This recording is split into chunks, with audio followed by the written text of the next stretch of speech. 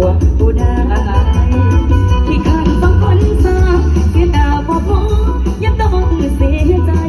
บทเรียนจากสุภาพประชายเคยเจ็บเจียนตายมาเดียวเลยจำโมเมนต์คนตาล่องพื้นตัวหายเบิ้ลระบบอันนี้ขออนุญาตนะคะน้องๆขอเทนชูน้องโอ้ฮอนดีลีมันมากไอ้